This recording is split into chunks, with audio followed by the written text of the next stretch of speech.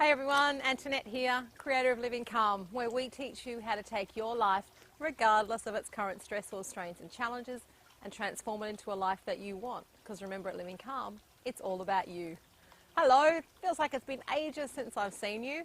Welcome to Living Calm, or a different part of Living Calm headquarters, otherwise known as our backyard.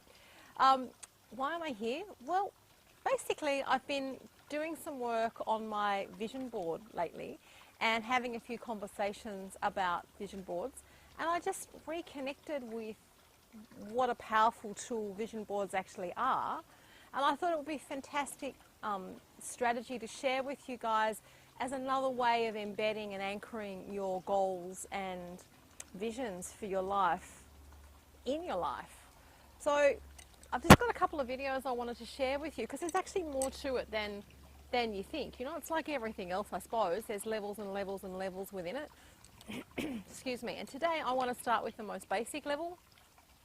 Just talk about what it is, kind of its history, and how we can use it on a day-to-day basis. And in fact, how we are using it very much so on a day-to-day basis. So, what is it? Well, basically it's what it sounds like. It's a board, or however you want to use it, but usually a board, where you put the vision for how you want your life to be. And you've heard me say it's an anchoring tool or an embedding tool. Basically the idea is that you take the time to stop and reflect on really how you want your life to be.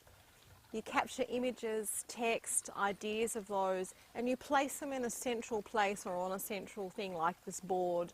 And then you use that as a way of connecting with that image that you have for your life, that vision that you have for your life on a regular basis. And you do that for a number of reasons, I suppose, not the least of which is to feel good, but also it's to set in to train the inherent ability that our brain has.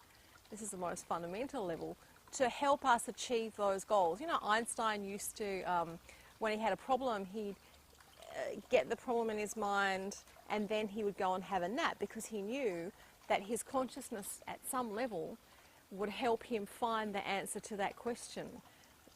Now, you know, we've talked about Einstein and quantum physics before. It was much bigger than just the mind, but the same principle applies here in vision boards, that the idea is that you put the vision on the board and connect with that, and that sort of sets in, it's like planting a seed, you know how when you either you get pregnant or you start buy a new car or something, and then you see pregnant women everywhere, or you see that car everywhere, or you know what I mean, like suddenly your consciousness opens up to things that you've put there. Well, it's the same kind of idea with a vision board. You plant that seed, you connect with it, which is kind of like watering it, I suppose, and then your consciousness helps you find the pathways to get to achieving that outcome. Now, I know some of you are going to go woohoo. You've seen The Secret and you've gone, oh, I'm not up for this law of attraction. You don't have to buy it at a law of attraction level. You can actually use it at very, physical levels. And if you think about it, that's what a business plan is.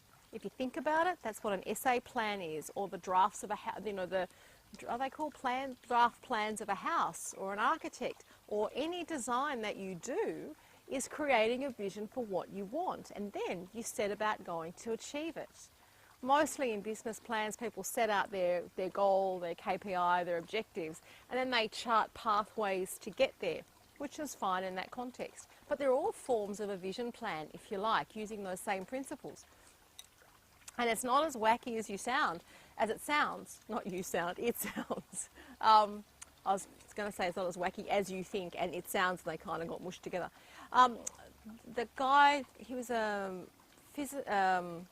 psychologist who worked with the Olympic team, and we've talked about this before, who used envisaging and visualizing doing and achieving something as a core strategy for the Olympic team. So this is another version of that. I'm kind of getting ahead of myself, but what I'm trying to say to you is we use these techniques in our daily lives regularly. You know, some people actually say that the cavemen used the cave paintings as a way of envisaging and projecting a successful hunt. I don't know how they know that, but I kind of like the idea. The point being that we set about in our daily lives ways to remind ourselves and to create little anchors for ourselves to help us stay in touch with what it is we want to achieve. Why? Well, remember, the conscious brain's kind of like 5% and the subconscious brain is like 95%.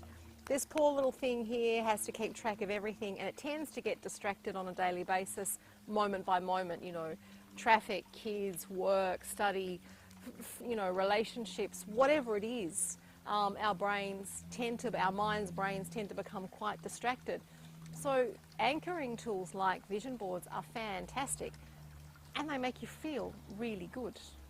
And why was I playing with my vision board? Well, I was reading something or watching something and thought, oh, I haven't done anything with my vision board for a while, just so that you know that this is not theoretical, it's actually practical.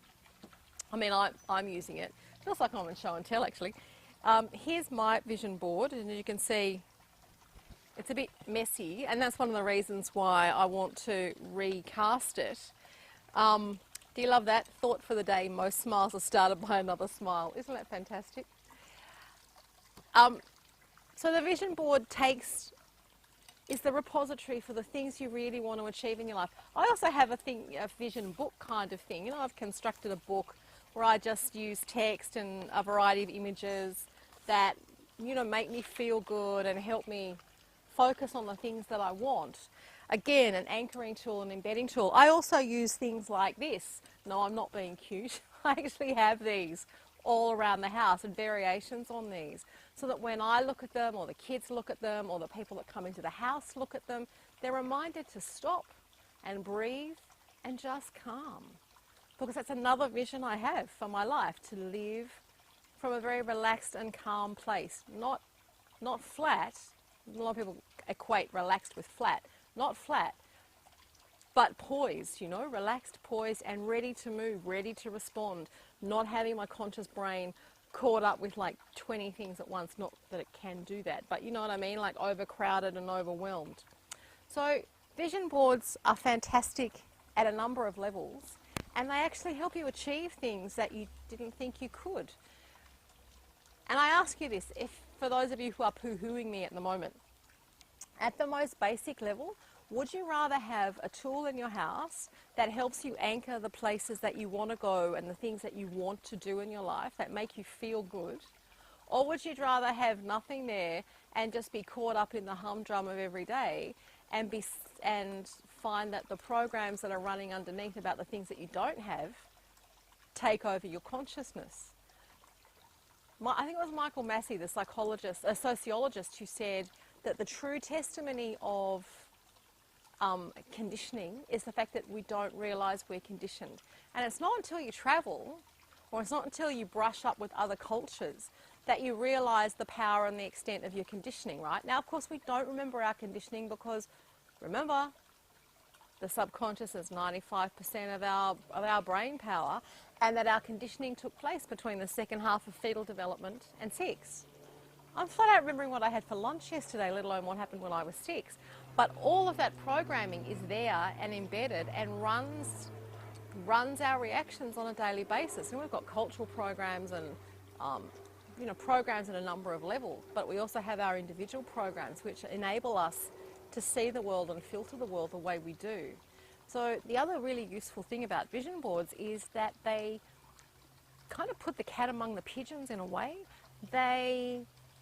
By constantly focusing on where you really want to go, then that will stir up old beliefs and ideas and limiting patterns from your past, excuse me, and give you really good insight into what's gurgling below the surface, and that's incredibly helpful. So if you don't believe vision boards make you feel good, let's just quickly do this exercise, because I meant for this to be a quick video, and then I'll do another one in a couple of days or so. Shoot me some questions or comments and we'll respond to them. But just to give you a sense of how powerful a vision board can be, let's take an area in your life like financial freedom. Like, everybody wants financial freedom. I don't know what your definition of it is, and I'm still kind of coming to terms with mine actually, but if you take just a second, and I'm going to do it with you because I love doing it, take just a second, get comfortable, and go inside if you like, you close your eyes or not, and just connect with what would it feel like? How would you feel to be completely financially free? Your house is paid off, your car's paid off, you've got no outstanding debts as such. You're able to purchase the things that you want to when you want to. You're not compromised in what you can do. You've got the capacity financially to do what you want. What does that feel like? I'm just going to do it too.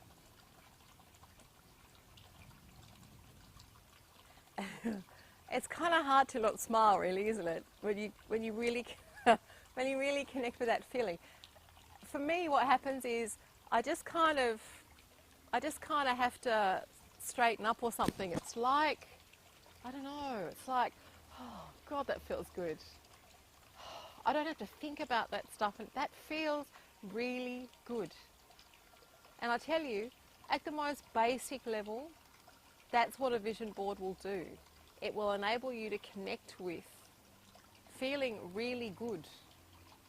And if nothing else, that's a strategy that's worth integrating into your life, because remember, how you feel affects your physiology. Remember that from our earlier videos? How you feel, our mind body's connected. How you feel affects physically how you feel. So I urge you to explore vision boards. I'm going to actually get cracking on mine and make it a bit better. Make it reflect more what I want, more to the point. And I hope you've enjoyed this video and found it useful. And in the next video, I think we'll spend some time talking about the core elements that make for a cracking vision board.